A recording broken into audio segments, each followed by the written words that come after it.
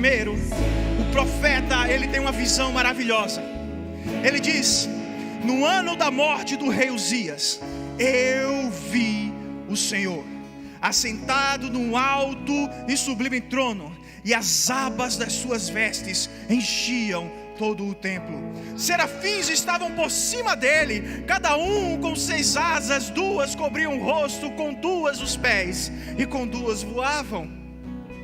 E eles clamavam uns para os outros, dizendo: Ei, santo, santo, santo é o Senhor dos exércitos. Santo, santo, santo é o Senhor. Santo, santo, santo é o Senhor. Está vendo Deus? Santo, santo, santo é o Senhor. Santo é o Senhor. Aleluia. Oh. Aleluia. A visão era tão maravilhosa que os próprios serafins estavam tendo, que eles não conseguiam olhar para o Senhor e dizer: o Senhor é santo. Não, eles precisavam compartilhar com o outro. Ei, Ele é santo, está vendo? Ele é santo. Eles precisavam compartilhar isso. Estava todo mundo vendo ali, mas eles estavam cutucando um ao outro, tocando um ao outro, chamando a atenção um do outro. Eu estou vendo. Não, mas Ele é santo. Aleluia. Que coisa maravilhosa. O nosso Deus, Ele é santo.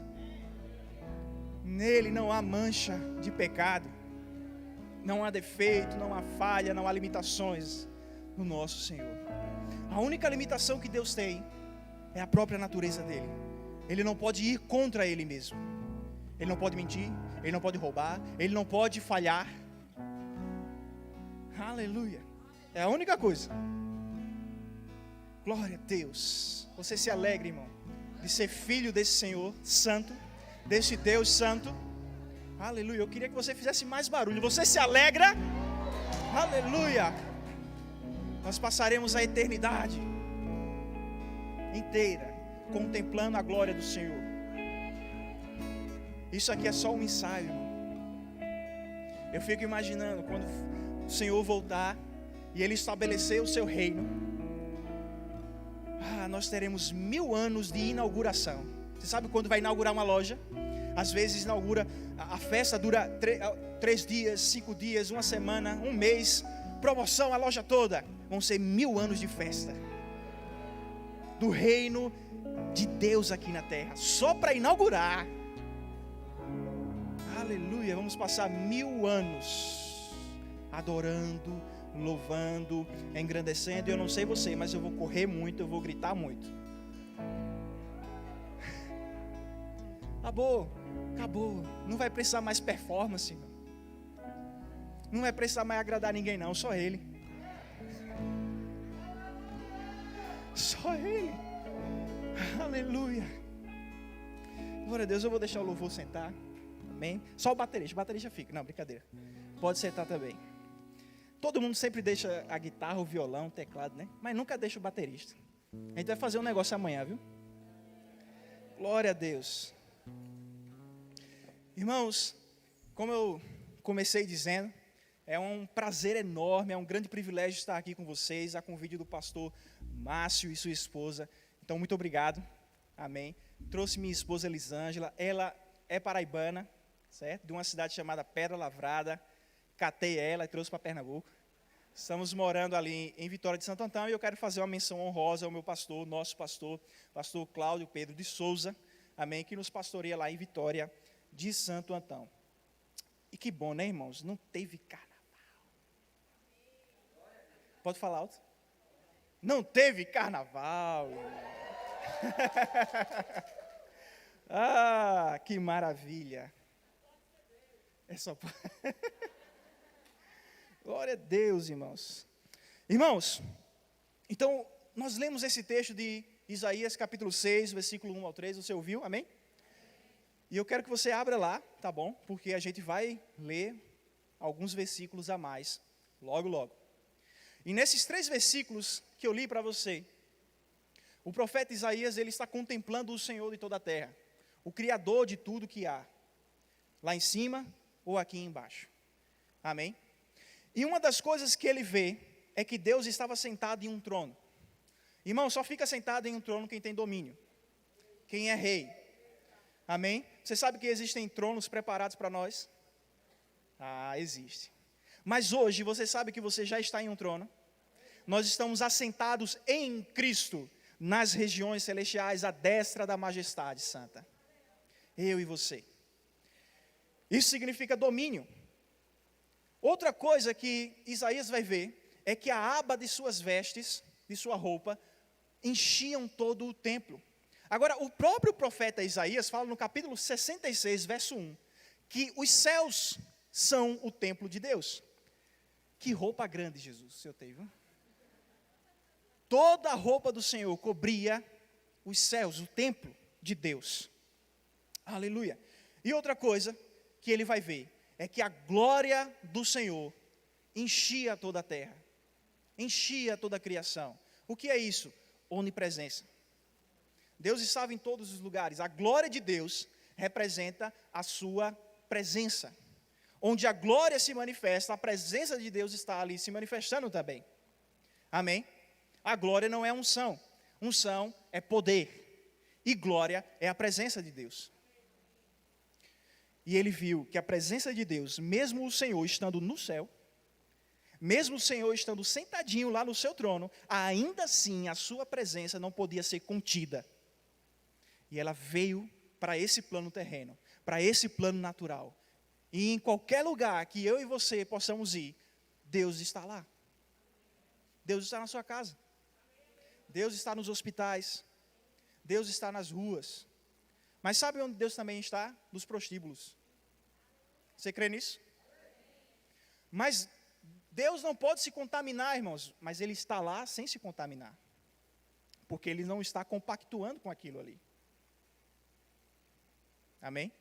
Ele não está compactando com aquilo. Nas ruas, becos, vielas, onde tem pessoas se drogando, Jesus está lá. Deus está lá, perto dessas pessoas. Mas Ele não está se misturando com aquilo ali. Por quê? Porque Ele é onipresente. Se você disser que existe um lugar que Ele não está, então Deus não é onipresente. Deus ele está em muitos lugares, mas não em todos. Isso não é onipresença. Onipresença é em todos os lugares, irmãos. Em todos os lugares. Em todos os lugares. E por que Ele está lá? Porque Ele veio para buscar os doentes. Ele veio buscar os perdidos. Amém? Se você for comigo no versículo 8 de Isaías 6, você vai ver que Deus ele vai fazer um pedido. Ele diz: a quem enviarei e quem poderá ir por nós? Até aí. Ele tem um pedido. Veja, Deus ele não tem necessidade de nada. Você concorda comigo? Deus não tem necessidade de nada. Mas Ele, você que estava mostrando aqui, Ele pediu para que alguém o representasse. A quem eu enviarei? E quem há de ir por nós? E aqui, entre muitas aspas, Deus estava precisando de alguém para ir com Ele, por Ele. Deus ele queria, Ele desejou, Ele escolheu que alguém fosse por Ele. Agora, por que Deus ele precisa que alguém vá por Ele? Para quê? Se Deus ele não tem necessidade. Se Deus ele é dono de todo o poder. Irmãos, você sabe que aqui no mundo, eu e você, nós representamos o Senhor, sim ou não? Nós somos o baluarte da verdade. Paulo escreveu isso aos Efésios. A igreja é o baluarte da verdade. Nós somos igreja, então nós somos o baluarte da verdade. Nós transmitimos, levamos, pregamos, anunciamos a verdade a esse mundo caído. Amém? E Deus ele queria levantar alguém naquele momento. Vá comigo, deixa guardadinho aí, tá? Deixa guardadinho. Mas, em Gênesis capítulo 1, você vai ver Deus ele criando todas as coisas, sim ou não? No versículo 1 de Gênesis, diz que Deus criou os céus e a terra no princípio. E aí ele começa a criar as outras coisas. Havia água sobre a face do abismo, né, sobre a terra. o Espírito Santo, melhor dizendo, ele pairava sobre a face do abismo, que era a água, que cobria a terra. Depois Deus, ele vai separar essa água para colocar a água em cima e deixar a água embaixo também, onde ele cria os céus. Ele cria a nossa atmosfera. Antes disso, ele disse: haja luz. Depois que ele separa a água em cima e embaixo, ele vai separar a água embaixo. E ele diz que haja uma porção seca e que as águas se juntem num só lugar. Depois disso que aparece a porção seca, o que é que ele diz? Haja frutos, haja plantas, árvores que deem semente. E aí começam a nascer as primeiras florestas do mundo. Que coisa linda. Você está conseguindo imaginar isso aí? Eu queria que você imaginasse. Agora, esses foram os 3 primeiros dias. Primeiro dia, luz. Segundo dia, a atmosfera terrestre. E no terceiro dia, a terra firme e a vegetação. Agora, Deus, ele é inteligente. Você concorda comigo? Você vai perceber que no 4º dia é como se Deus ele estivesse recomeçando um mesmo tipo de ciclo. Porque no primeiro dia ele criou a luz. No 4º dia ele criou o sol, os luminares, a lua, as estrelas. No 2º dia ele criou os céus e já tinha água aqui embaixo, correto? No 5º dia ele vai criar as aves no céu e os animais na água. E no 6º dia Deus ele criou, no 3º dia aliás, ele criou a terra e a vegetação. No 6º dia ele cria os animais e o ser humano para ocupar essa terra firme. Você vê o paralelo de 3 e 3? Aleluia. Isso é muito bonito, irmão. Isso é muito lindo. Não tinha pecado. Não tinha sofrimento. Não tinha morte. Estava tudo perfeito. E ele deixou por último a coroa da sua criação, o ser humano. Só que quando o ser humano ele foi criado, Deus disse o quê? Façamos o homem a nossa imagem e nossa semelhança. O homem foi criado para ser um representante perfeito, um reflexo perfeito de Deus na terra. Amém? Aleluia. Agora, nós fomos criados para administrarmos a terra, dominando-a.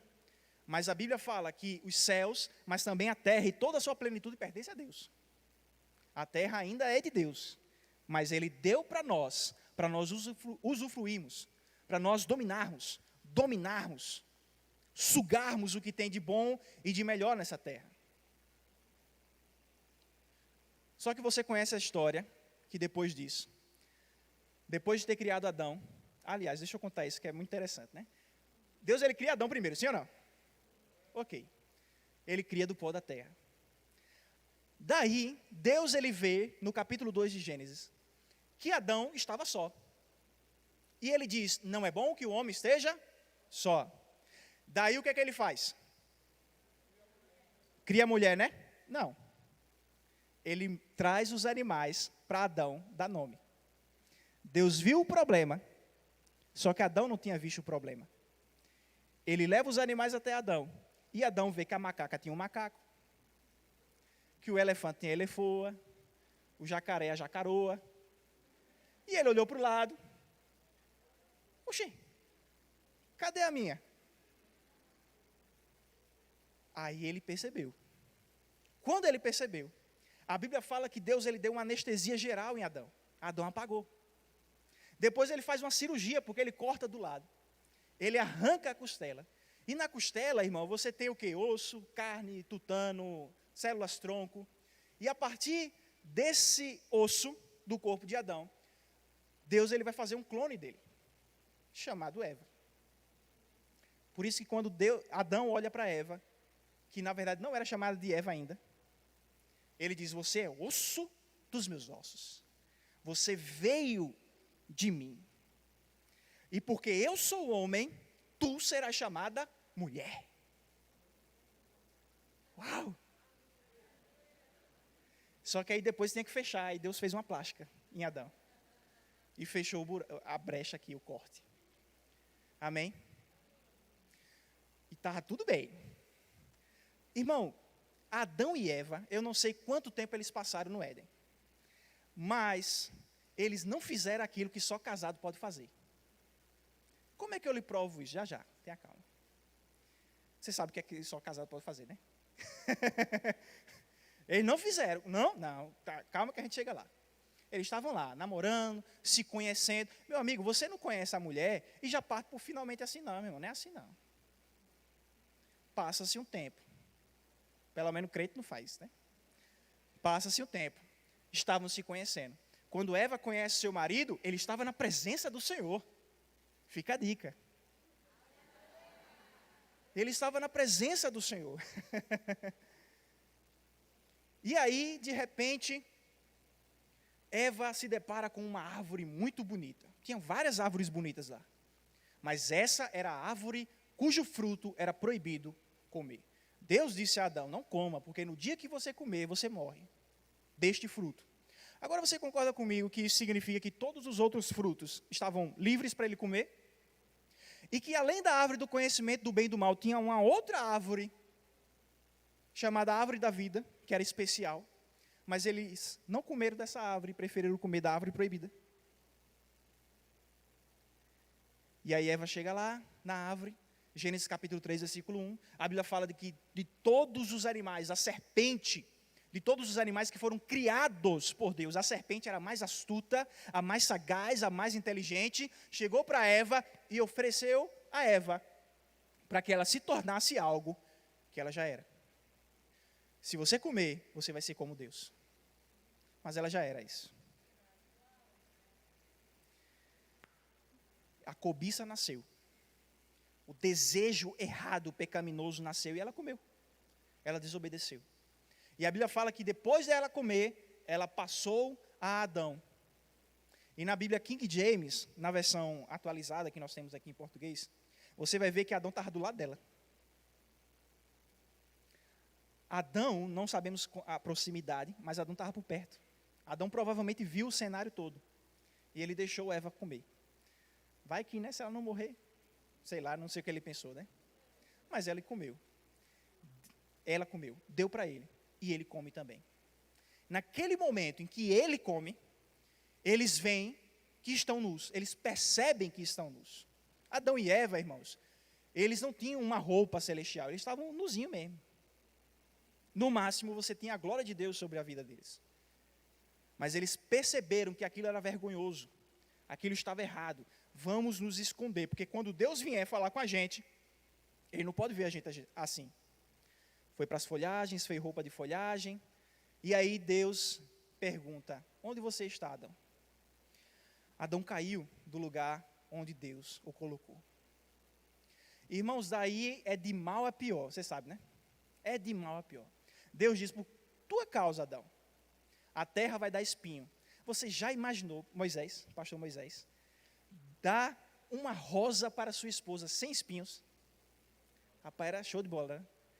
Você, tem alguém aqui que trabalha com rosa, com floricultura, alguma coisa? Mas imagine as pessoas que trabalham com isso, não precisando cortar espinho, porque não tinha espinho. E aí Deus diz, olha, do suor do teu rosto agora tu vai ter que trabalhar. Trabalha de Deus, sim ou não? Adão já trabalhava. Adão era o quê? Jardineiro. Foi criado, foi botado aonde? No jardim. Para fazer o quê? Cuidar do jardim. Primeiro emprego da humanidade, jardineiro. Olha aí, que benção. E aí, o que é que mudou? É porque agora tu vai ter que suar. Já trabalhava, mas pegava o sustento fácil. Mas agora não, agora vai ser difícil. E para a mulher já sentia dor no parto, mas Deus diz, vai se multiplicar. Já pensou ter parto sem precisar de anestesia, sem precisar de cesárea? Olha só que maravilha, né? Ah, graças a Deus eu nasci homem. Veja. Força para vocês, eu me solidarizo, sei lá como é que chama, solidarizo, né? Com vocês, tá?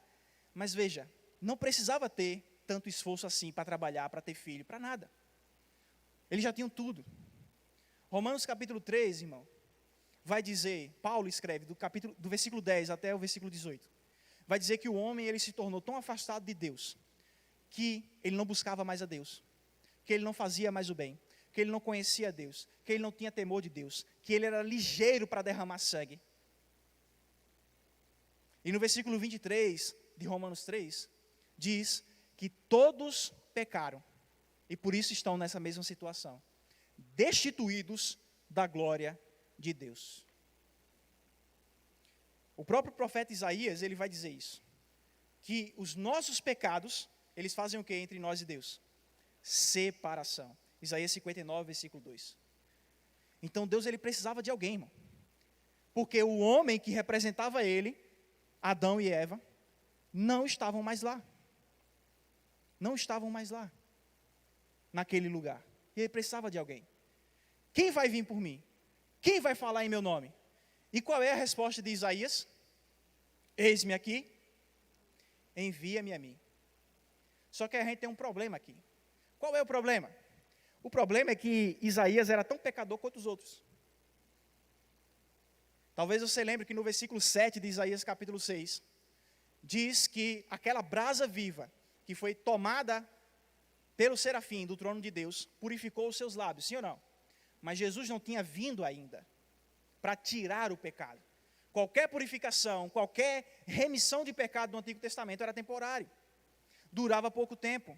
Todo ano o sacerdote tinha que matar um cordeiro para expiar o seu pecado e o pecado do povo. Todo ano. Porque não era suficiente. Veja, Jó capítulo 2.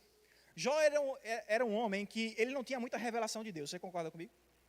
Ele falou algumas coisas culpando Deus, sem ser culpa de Deus, sem o Senhor ter feito nada contra ele. Mas no capítulo 9, versículo 2, ele tem uma consciência, que eu acredito que a maioria dos homens que tinham alguma aliança com Deus naquele tempo já tinham. O quê? Nós não somos justos. E é impossível o homem natural ser justo diante de Deus, se justificar diante de Deus. E por que ele está falando isso? Porque no capítulo 9 já veio tudo de ruim sobre a vida dele. Perdeu os filhos, perdeu a casa, perdeu o gado, estava doente, tinha ferida na pele. E na mente dele, ele precisava que Deus o livrasse daquilo, porque Deus o colocou naquilo, na cabeça dele. Ele precisava que Deus o justificasse. E aqui vai um detalhe importante para você. Justificar não é tornar justo. Justificar é declarar justo, é reconhecer que a pessoa é justa. Isso é o que significa a palavra justificar, juridicamente. Mas não tem como o homem fazer isso a si mesmo. No mesmo capítulo, versículo 32 e 33, Jó, ele vai dizer, por que eu não consigo ir ter com Deus para me justificar? Porque ele não é homem como eu. E Deus é o quê? Deus. Ele é Deus. Eu sou homem. E entre nós não há ninguém que se coloque no meio, que coloque a mão em Deus e em mim, no homem. Não tem ninguém. Então, irmãos, como Deus, ele poderia utilizar a vida de Isaías, se Isaías era tão pecador, ruim, igual aos outros também? Eu pego um pecador para representar a mim, que sou santo, santo, santo, perfeito, puro, para que ele fale em meu nome para as outras pessoas. Deus, ele fez isso durante séculos. Ele levantou homens e mulheres, pecadores, para falar em seu nome. Mas não era perfeito. Não era suficiente. Às vezes a linguagem vinha contaminada. Aleluia. Mas, irmão, ainda assim, no versículo 9 de Isaías 6, você vai ver que Deus, ele aceita o oferecimento de Isaías. Ele aceita que Isaías o represente. Olha só o que está escrito. Então ele disse, vá e diga a este povo, ouçam, ouçam, mas sem entender. Vejam, vejam, mas sem perceber. Torne insensível o coração deste povo, endureça-lhes os ouvidos e feche os olhos deles, para que não venham a ver com os olhos, ouvir com os ouvidos e entender com o coração, e se convertam e sejam curados. É isso que você vai anunciar. Você se ofereceu, então você vai anunciar isso. Vocês estão vendo, mas não estão enxergando. Vocês estão ouvindo, mas não estão entendendo. Vocês não conseguem perceber. Vocês estão endurecidos. Agora deixa antes de continuar, eu chamar a sua atenção para o fato de que quando Deus, ele fala com Isaías, ele faz uma pergunta: quem há de ir por nós? Plural e não singular. Ele não disse quem há de ir por mim, ele disse quem há de ir por nós. De quem será que Deus estava falando? Bom, ele estava acompanhado dos serafins ali, não é? Será que Deus ele estava falando em meu nome e no nome dos serafins? Não. Por que não? Porque o homem não é chamado para falar em nome de anjo. O homem é chamado para falar em nome de Deus. Nós somos embaixadores de Deus, e não dos anjos, não dos serafins. Irmãos, Isaías estava contemplando, sem saber, sem perceber, a Trindade Santa. Você quer uma prova disso? Em João capítulo 12, versículo 41. O evangelista vai dizer que quando Isaías contemplou este homem sentado no alto e sublime trono, que era o Senhor, na verdade ele estava vendo o Cristo. E em Atos, capítulo 28, versículo 25 e 26, Paulo, dessa vez, fazendo referência a esse episódio, a essa visão de Isaías, ele diz, era o Espírito Santo falando com Isaías. Então, quem estava sentado num alto e sublime trono? O Pai, o Filho e o Espírito Santo. Em nosso nome, quem irá? Agora, olha só que interessante, se você for comigo, em Mateus capítulo 13, versículo 13 ao 15, é a passagem em que os apóstolos perguntam a Jesus, por que o Senhor fala por parábolas? Olha só a resposta dele. Mateus, capítulo 13, do versículo 13 ao 15. Está escrito o seguinte: por isso falo com eles por meio de parábolas, porque vendo, não veem, ouvindo, não ouvem, nem entendem. Assim neles se cumpre a profecia de Isaías. Qual é a profecia de Isaías? Ouvindo vocês ouvirão, de modo nenhum entenderão. Vendo vocês verão, de modo nenhum perceberão. Porque o coração deste povo está endurecido. Ouviram com os ouvidos tapados e fecharam os olhos, para não acontecer que vejam com os olhos, ouçam com os ouvidos, entendam com o coração, se convertam e sejam salvos, curados. Espera aí. Tempo. Quem falou isso aqui? Foi Isaías ou foi Deus para Isaías?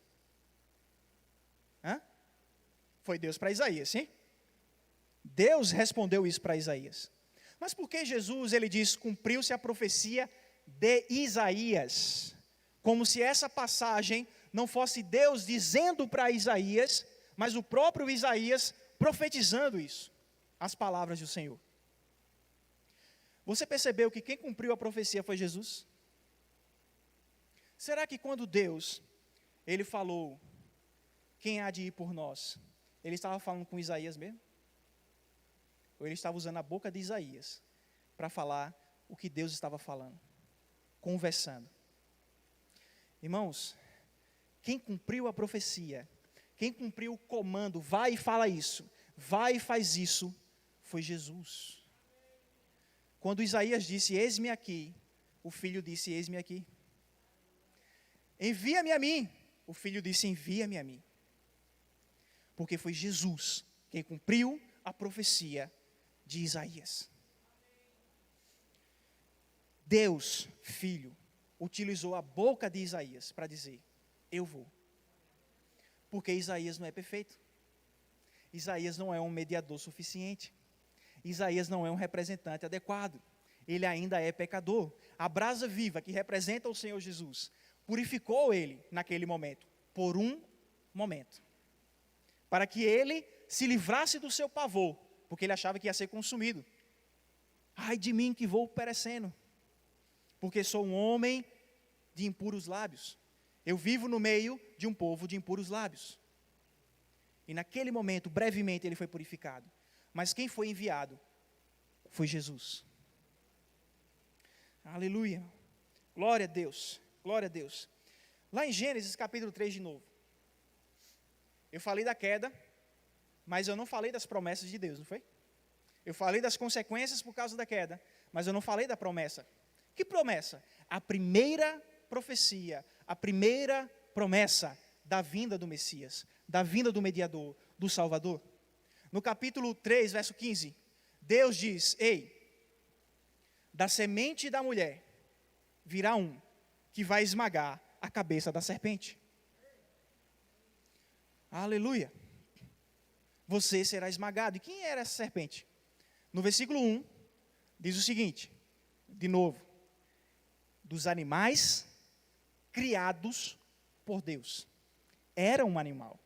Só que lá em Apocalipse fala que Satanás é a antiga serpente.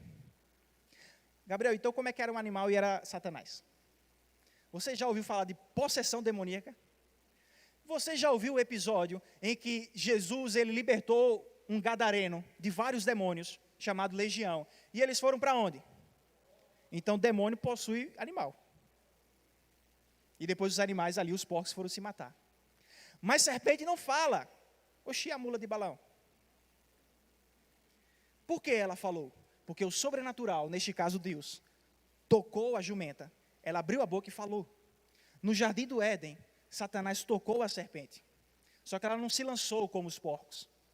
Parece que ela deixou. E ela falou com a voz de Satanás. Aleluia. Só que quando Deus diz que a cabeça da serpente seria esmagada, ele estava falando com o diabo. Só que o diabo não ia ficar quieto. Prevendo a ação do diabo, o que é que Deus diz? Você vai morder o seu calcanhar. Vai ferir o seu calcanhar. Já ouviu falar de Jacó? Jacó significa o quê? Agarrar pelo calcanhar.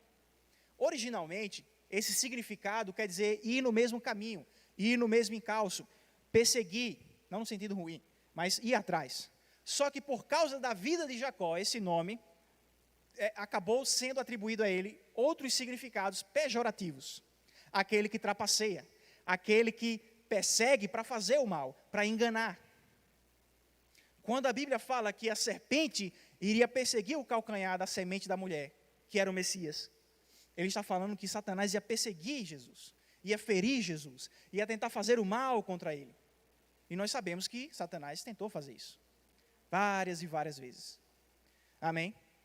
Agora olha só que interessante, no capítulo 4, versículo 1, agora sim, Adão e Eva vão fazer o que só casado pode fazer. Por quê? Porque a Bíblia fala que eles se conheceram. Se conhecer, irmão, eles já tinham visto o olho um do outro, sim ou não? Já tinha visto o cabelo, já tinha sentido o perfume, já sabia como era a pessoa, eles já se conversavam. Então não é conhecer como eu estou conhecendo vocês e vocês me conhecendo aqui. Estava falando de outro negócio. E quando eles se conheceram, ela engravidou, na lua de mel. Na lua de mel, olha só. Ela teve um filho, primogênito. Quem? Caim. Ela lembrou da promessa de Deus. Vai vir uma semente de você, que vai livrar vocês, que vai redimir vocês, que vai pisar a cabeça da serpente. Ela achou que era Caim. Por quê? Porque ela glorificou a Deus, dizendo: com o favor do Senhor, eu obtive um varão. Sabe, você percebe que Eva tinha grandes expectativas em Caim. 7 versículos depois, Caim mata o irmão, Abel. Então não é Caim. Vão passando gerações. Aqueles homens, aquelas mulheres viviam muito, centenas e centenas de anos. Não é assim? Chega um momento em que um bebezinho nasce, e o seu pai, chamado Lameque, lhe chama Noé. Só que Lameque, ele também tinha grandes expectativas para o seu filho. Ele disse, ele será chamado Noé. Por quê? Porque Noé significa conforto, alívio. Ele vai nos aliviar, ele vai nos confortar de todo o trabalho, de toda a dor, de toda a fadiga dessa terra amaldiçoada. É ele quem vai nos salvar. 500 anos depois, Noé tem 3 filhos, que eu me dei conta ontem que eles eram trigêmeos. Por que eles eram trigêmeos, Gabriel? Porque quando ele tinha 500, nasceu os 3. A não ser que a gestação fosse de 3 meses, nasceu os 3. Quem recebe aí? Trigêmeos. Veja.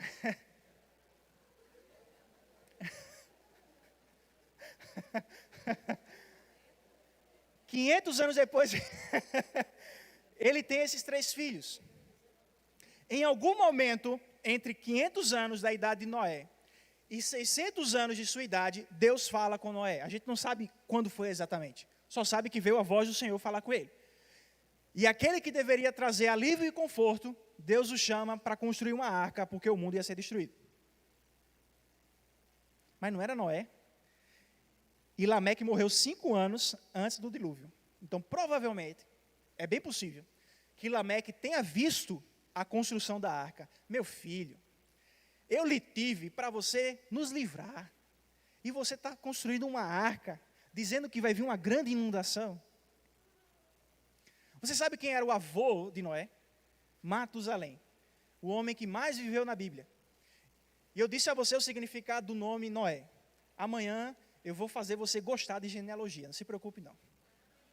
O nome de Matusalém significa, quando morrer, virá.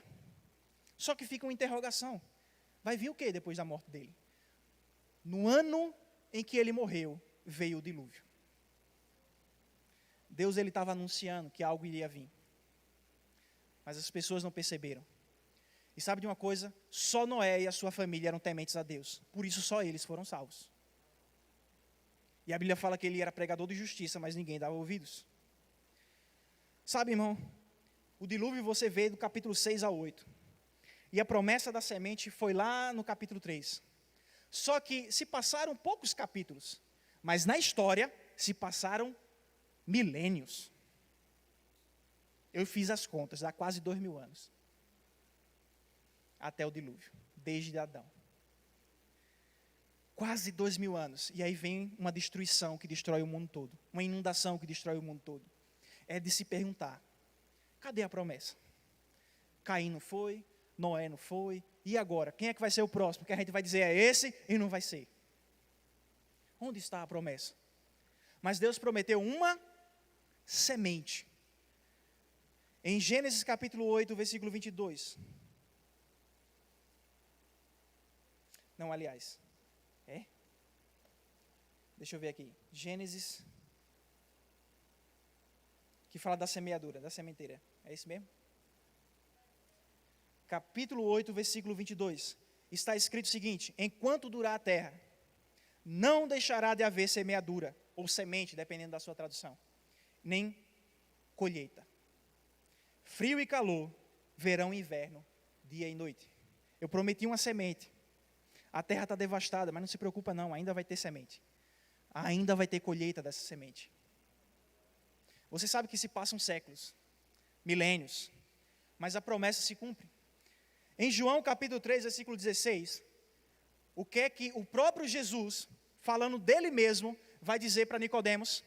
Deus amou o mundo de tal maneira que ele deu o seu Filho unigênito, para que todo aquele que nele crê não pereça, mas tenha a vida eterna.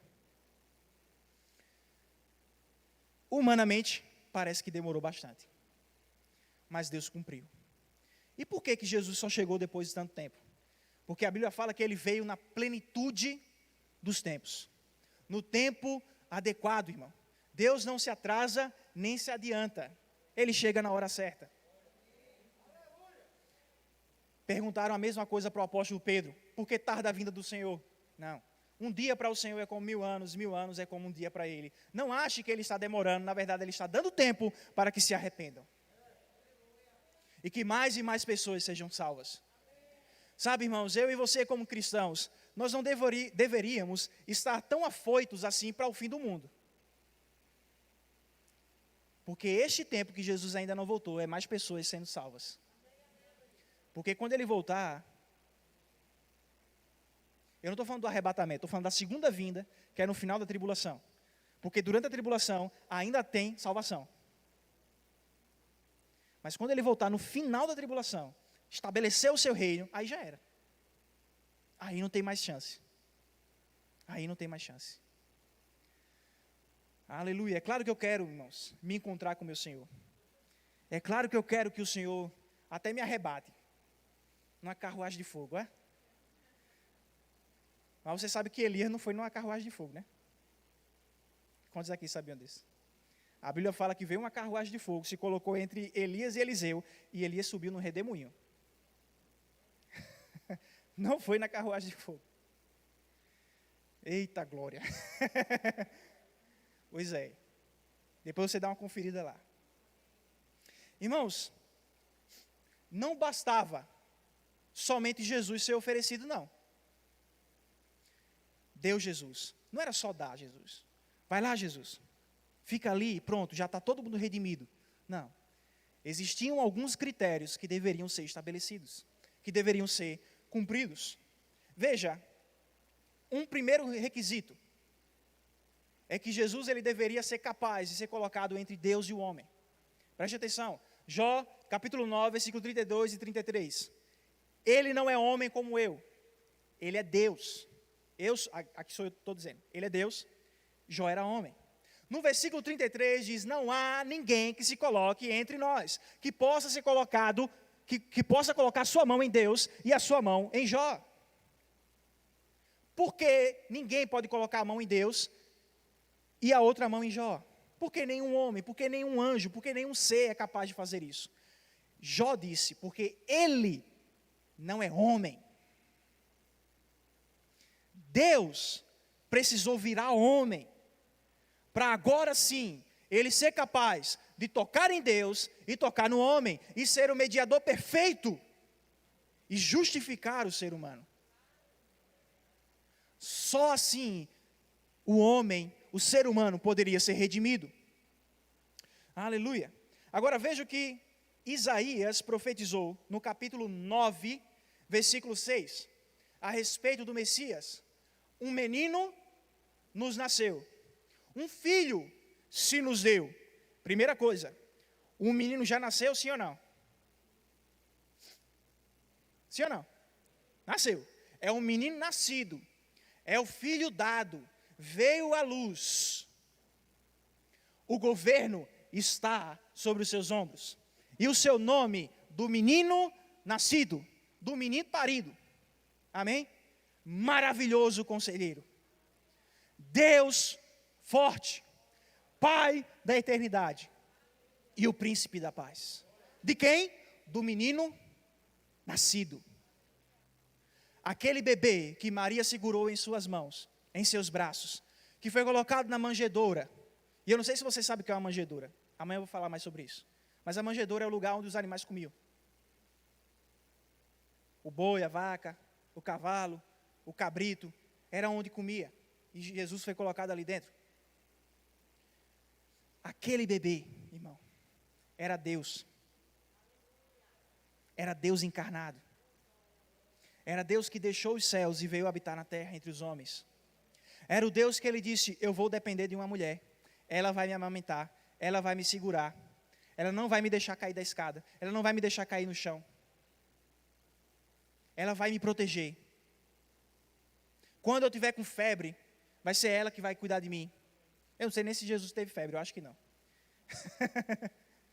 Mas no dia que eu ficar chateado, é ela que vai me consolar. No dia que eu precisar de um cafuné, é ela que vai fazer o cafuné em mim. No dia que eu ver as pessoas indo para o inferno, as pessoas que eu vim salvar indo para o inferno, e eu começar a lamentar por essas pessoas, a clamar por essas pessoas, essa mulher vai estar perto de mim. Você sabe que Jesus chorou por pecadores? Ele lamentou por pecadores, ele até sangrou por pecadores. Aleluia, vai ser essa mulher.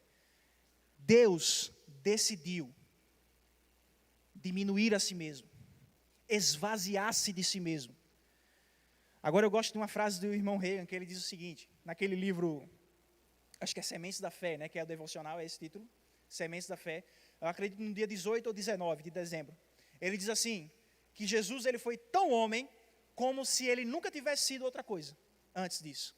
Mas jamais deixou de ser Deus. Mas Gabriel, Deus não chora. Mas Jesus chorou. Mas Deus não sente fome. Mas Jesus sentiu fome. Mas Deus, Ele não tem medo de um instrumento de tortura. Mas Jesus sangrou sangue por causa que Ele iria passar por esse instrumento de tortura. Deus iria virar a face para Ele.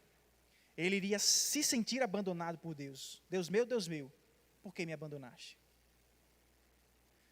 Deus não sente sono, Gabriel, mas Jesus sentiu sono. Ele teve fome quando Ele veio daqueles 40 dias no deserto. Como isso é possível? Só sendo Deus e homem. Porque o que nós precisamos entender aqui é o seguinte, irmãos. Quando Deus ele vira homem, a natureza humana é acrescentada a Ele. Porque Deus era só Deus. Deus Espírito Pai, Deus Espírito Filho, Deus Espírito Santo. Mas agora, a segunda pessoa da Trindade, porque Ele foi o segundo a ser revelado como Deus para nós, pelas Escrituras, Ele agora é homem também. Ele agora tem carne, tem osso, tem pele, tem cabelo, tem unha. Ele tem necessidades humanas agora. Mas a divindade não foi anulada. E por que Ele sentiu tudo isso? Por causa da humanidade. Aquilo que era impossível Deus sentir, por causa da natureza divina, foi possível agora, por causa da humanidade. Por causa da humanidade. Veja só isso aqui. Só voltando um pouquinho antes da profecia do capítulo 9 de Isaías. Lá no capítulo 7, versículo 14, ele diz: eis que a virgem dará à luz um filho. E o nome desse filho será o quê? Emanuel. Correto? Você lembra dessa profecia? Em Mateus capítulo 1, no versículo 20 em diante, Gabriel, o anjo, vem ter com José. Ele já tinha falado com Maria, Maria já tinha aceitado ser mãe de Jesus, amém? Cumpra-se em mim a palavra do meu Senhor. Ela já estava concebida ali, já tinha concebido de Jesus, já estava grávida. Agora preste atenção que José estava desposado de Maria. O que é desposado? É parecido com o nosso noivado. Então ele tinha um tempo, que era no máximo 1 ano, para juntar dinheiro do dote, para pagar o pai de Maria, para indenizar ele, porque ele cuidou da menina, ele botou perfuminho nela, cuidou do cabelo dela, cuidou da educação dela, e aí vem um marmanjo para tirar ela de casa, vai ter que pagar para mim, rapaz. Só que nesse meio tempo, em que José estava juntando dinheiro para casar com Maria, ele descobre que ele era corno. Ele achou que era corno, né? Ele achou que Maria tinha traído ele. O que é que ele pensa? Vou-me embora. Agora preste atenção. Por que ele queria ir embora? Segundo a lei de Moisés, para que Maria fosse apedrejada, José tinha que acusar ela. Se ele fosse embora, não teria acusação. As pessoas diriam que foi ele que engravidou e foi embora. José era caba-homem. Ele preferiu manchar a própria honra e imagem do que a de Maria, que ele amava aquela menina. Aí vem Gabriel, voltando agora para a história. Capítulo 1 de Mateus, versículo 20 em diante. Ei, não deixe ela, não abandone ela, não tema recebê-la como sua mulher. Que é aquilo que que Adão e Eva fizeram só depois do Éden. Tomá-la como esposa. Consumar o casamento. Não tema. Porque o que dela é gerado, o que nela é gerado, melhor dizendo, é obra do Espírito Santo. É obra do Espírito Santo. E aí José entende. Ok. Aí o anjo Gabriel diz: você vai colocar o nome do menino de Jesus. Ele já tinha dito a Maria, o nome dele será Jesus. Porás o nome dele de Jesus. Mas, quando ele vai falar com José, ele diz enfaticamente, é você que vai colocar o nome dele de Jesus. Por quê? Porque ele salvará o seu povo dos seus pecados. Agora você sabe o que significa Jesus? Aliás, você sabe qual é a palavra hebraica original de onde vem Jesus? Yeshua. Que é uma abreviação de Yehoshua. Que é aquele nome que nós traduzimos como Josué. Então, Yehoshua a gente traduz como Josué. Yeshua, que é uma abreviação, nós traduzimos como Jesus, em português. E o que significa isso? Yeshua ou Yehoshua possui o mesmo significado. Deus salva. O anjo Gabriel diz, o nome dele vai ser esse. Deus salva. Porque é Ele que vai salvar o seu povo dos seus pecados. Ele é o Deus que salva. Para que se cumpra a profecia do profeta Isaías, o anjo Gabriel continua dizendo, que o nome dele seria o quê? Emanuel, que significa Deus conosco. Foi necessário Deus vir ter conosco. Foi necessário Deus encarnar nesse mundo, irmão. Aleluia. Sabe, quando João Batista, primo de Jesus, vê o Salvador, ele diz, eis aí o Cordeiro de Deus que tira o pecado do mundo. Primeiro requisito, já disse para você, ele precisava ser Deus e homem, para tocar em Deus e tocar no homem. Só que ele é o Cordeiro, e o Cordeiro tem que morrer. A Bíblia fala que sem derramamento de sangue, não há remissão de pecados.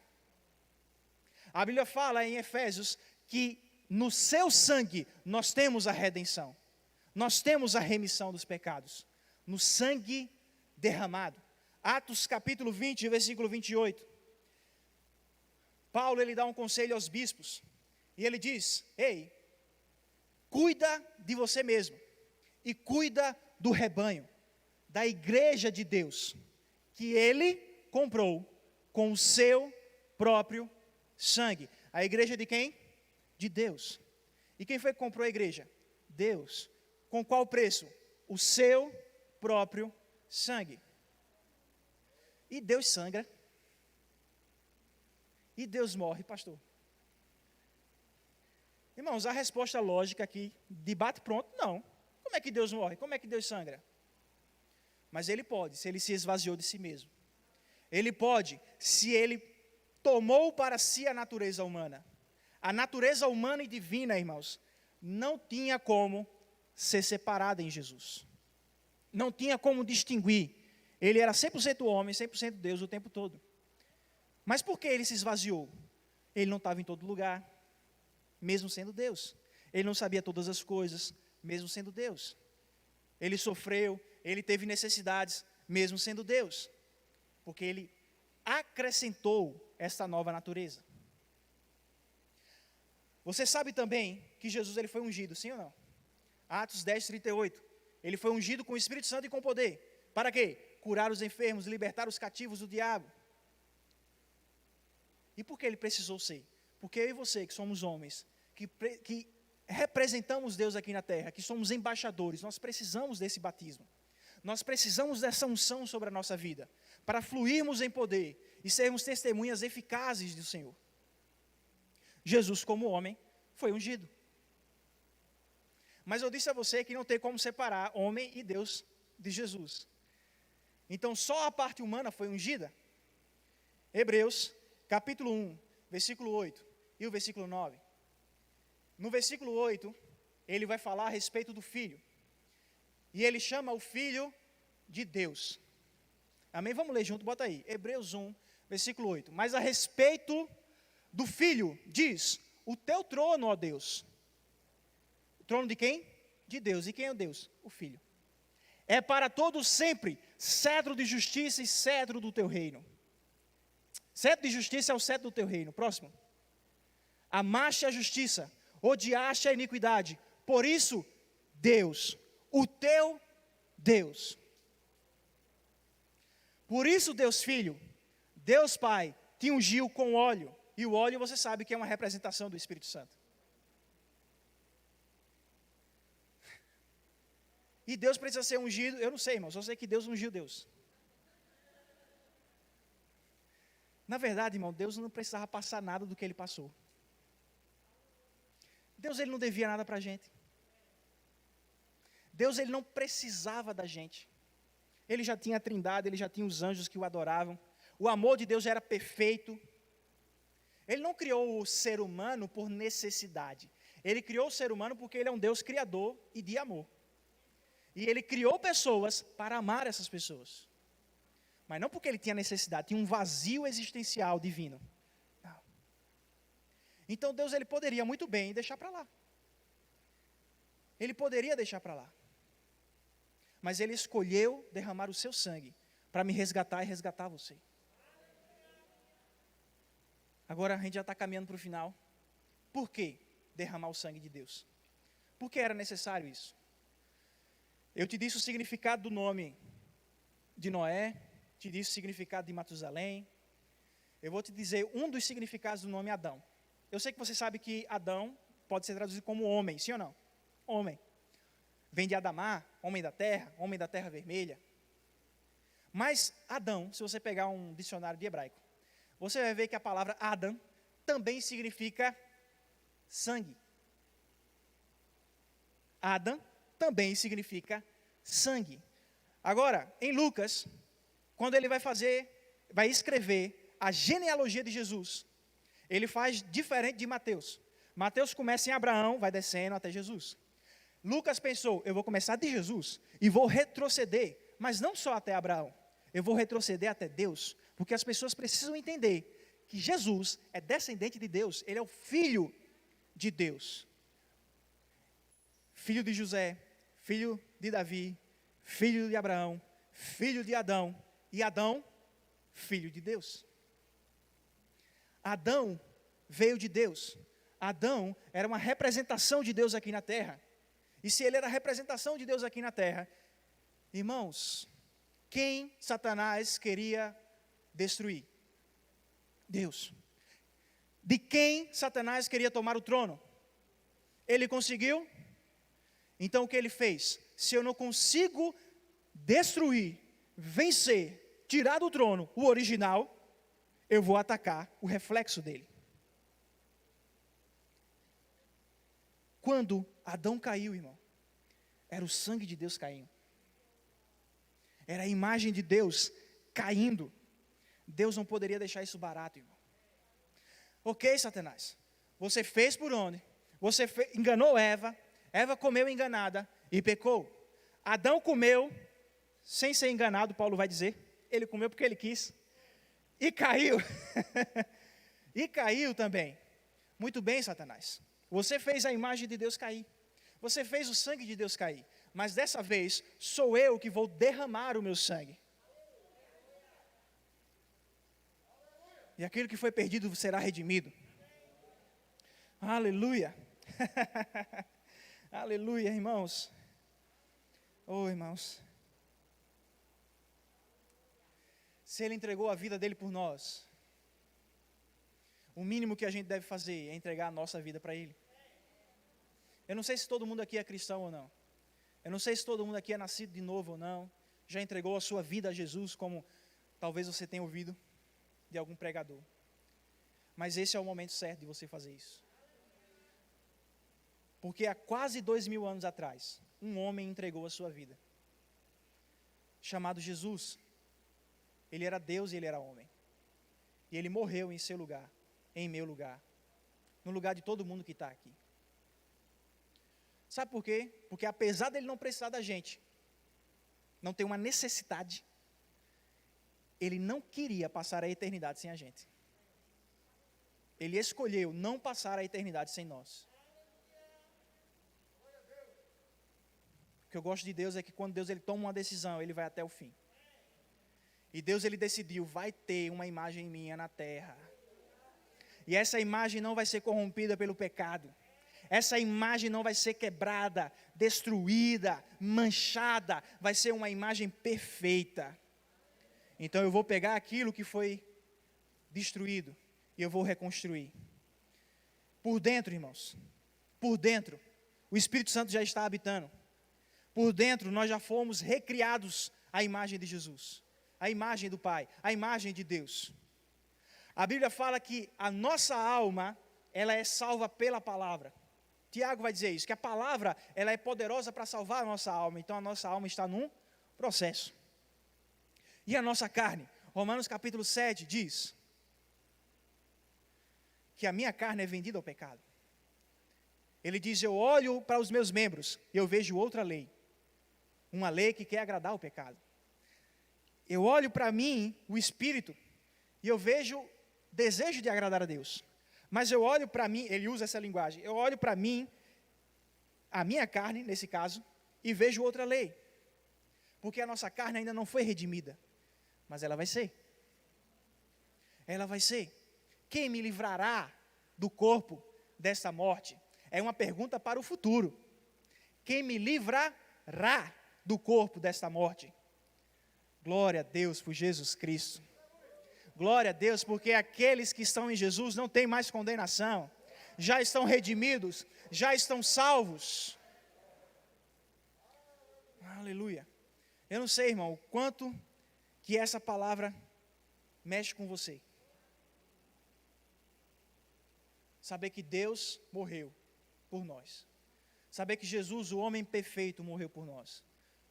Deixa eu só responder essa. Duas. Primeiro, um amigo meu chegou para mim e disse: mas se Jesus era Deus, então ele hackeou, na linguagem dele, hackeou o processo. Hackear o computador, né? Ele hackeou o processo porque ele podia aguentar. Não, ele podia aguentar porque ele confiou em Deus. Ele confiou no Pai, ele confiou no Espírito Santo. Mas ele passou, irmão, tudo aquilo que um ser humano pode passar. Ele foi tão homem quanto eu e você. Quanto eu e você, irmão. Segunda coisa. Você já ouviu falar de pessoas que são denominadas ateus? Ateu é aquele que não acredita em Deus. Amém? Antes de ser crente, eu não acreditava em Deus. Mas eu não era ateu. Eu era no máximo um agnóstico. Então tu tem a tua religião, tu vive a tua religião, talvez exista um Deus, talvez não exista um Deus, eu não estou nem aí, eu vou viver a minha vida. Esse era eu. Eu não estava preocupado com isso. Então pode ser que exista, pode ser que não, pode ser que os evangélicos estejam certos, pode ser que os católicos estejam certos, e os budistas? E os hindus? Eu tinha essas perguntas. Quem é que está com a razão? Cada um tem um Deus?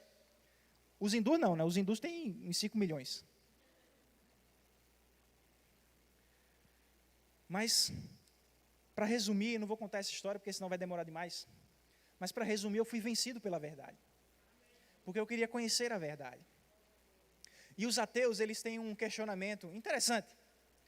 Eles dizem assim: Deus pode todas as coisas, sim ou não? Pode, né? Há impossíveis para Deus? Somente aquilo que vai contra a sua natureza. Ele não pode mentir, ele não pode falhar, não é isso? Ele mesmo disse isso. Eu não sou homem para que minta. Eu não posso negar a minha própria natureza. Pronto, só isso. Tirando isso, não é impossível para Deus. O que é que Deus não pode criar? Ele criou a mim e a você. Ele criou os animais, ele criou os céus, as estrelas, cometas, galáxias. O que seria impossível para Deus? Nada, tudo bem. Deus, ele pode criar uma pedra que seja maior do que ele mesmo. E agora? Algo pode ser maior do que Deus? Aí pegou, não foi? Mas se Deus, ele pode fazer todas as coisas. Isso é um questionamento interessante.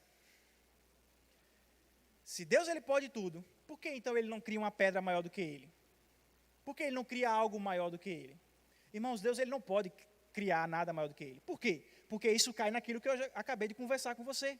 Ele estaria negando sua própria natureza. E qual é a sua própria natureza? Ser o maioral de todos. Então ele não vai contra isso. Mas, se esse é o problema, se você quer uma pedra maior do que Deus, tudo bem, então Deus, ele se reduz ao tamanho de um homem. Deus não pode criar nada maior do que ele. Mas ele escolheu ficar pequeno para me alcançar, para alcançar você. Aleluia, aleluia. Amanhã, na ministração, a gente vai se aprofundar um pouco mais em algumas outras coisas a respeito da redenção. Se você tem sentimentos frágeis, se você chora com facilidade. Não, isso é sério, porque toda vez que eu prego esse negócio, tem gente que chora. Amanhã. Não é a minha intenção. Mas eu creio que o poder da mensagem, irmão, dessa mensagem aqui, não sou eu não, irmãos. É essa mensagem aqui. Ela não está aqui para produzir sentimentos, eu acredito. Mas é inevitável você ler o que está aqui dentro e o seu sentimento não ser mexido. é inevitável a sua mente, o seu corpo, o seu espírito, tudo não ser tomado, se você se render a essa palavra. O convite ainda está de pé. Se você quer entregar a sua vida para Jesus, só faça um sinal com a sua mão. E eu quero orar por você. Aleluia. Como assim, Gabriel? Dá a minha vida ao Senhor Jesus. 1 Pedro capítulo 3, versículo 15 diz: antes de tudo, santifiquem Jesus em seu coração como Senhor. Existe uma diferença, irmão, entre saber que Deus existe, acreditar que Ele existe. Mas sabe de uma coisa? Tiago, quando ele escreve a sua epístola, ele diz: até os demônios creem, e eles estremecem. Então, se ele crê, por que ele não é salvo? Porque a fé que a Bíblia exige de nós, que Deus espera de nós, é uma fé que gera submissão a Deus, que gera obediência a Deus, que gera paixão a Deus, amor profundo por Deus. É quando nós olhamos para o Senhor e dizemos: olha, tem muitas coisas boas por aí, tem tantas coisas maravilhosas nesse mundo, nessa vida, no meu futuro à frente, tantas coisas, mas nada do que eu vivi, estou vivendo ou irei viver se compara ao Senhor. Mais vale um único dia na presença do Senhor do que 1000 em qualquer outro lugar.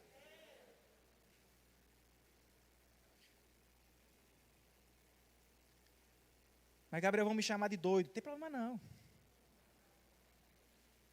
Não tem problema. Tem um monte de doido aqui. Você vai estar em casa. Quando eu entreguei a minha vida a Cristo, santificando Ele no meu coração como o Senhor da minha vida, eu tinha 15 anos de idade. Estava perto de completar 16. E quando eu me converti, eu continuei com muitas dúvidas ainda. Mas eu fui lendo, fui aprendendo, busquei homens, pessoas, mulheres que pudessem me ajudar na instrução da palavra de Deus, líderes, pastores, que pudessem me ajudar. Fui lendo livros. Irmãos, hoje, eu sou tão apaixonado por essa palavra, que se tiver escrito aqui, que Deus tem asa, eu acredito. Que Jesus ressuscitou, eu acredito. Que o mundo foi criado em 6 dias, eu acredito. Porque é a palavra do meu Senhor. Até hoje, Deus não me provou que estava errado. Até hoje, Deus não me provou que Ele falha.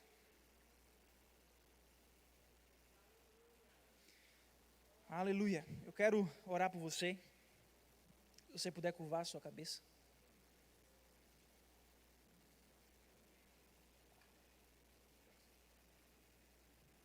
Aleluia. Pai, muito obrigado, Senhor Deus, por essa noite tão preciosa, essa rica oportunidade que nós tivemos aqui, de pregar a Tua palavra, de sermos enriquecidos pelas verdades das Escrituras, Senhor, de sabermos um pouco mais de Ti, do Teu amor, de tudo aquilo que o Senhor teve que abrir mão, de tudo aquilo que o Senhor sacrificou para estar conosco. O Senhor sacrificou o Seu próprio Filho. O Seu Filho morreu na cruz. E nós Te amamos por isso, Senhor. Ah, mas Ele ressuscitou. Ele não permaneceu morto, Ele está vivo. E nós amamos Jesus. Que aquelas pessoas que hoje foram tocadas pela Tua palavra, e elas ainda não tomaram a decisão, que o Espírito Santo continue trabalhando no seu coração, convencendo de modo gracioso, de modo amoroso. E eu creio que um dia nós subiremos para a glória juntos, quando o Senhor vier buscar a sua igreja. Aleluia, aleluia. Amanhã a gente vai falar da ressurreição. É um bom dia, porque Jesus morreu no domingo, morreu na sexta, e Ele ressuscitou no domingo. Amém? Aleluia. Hoje a gente parou na morte. Por quê? Porque hoje é sábado. Mas amanhã, traga alguém. Traga alguém que não é crente também. Em nome de Jesus, amém? Deus abençoe.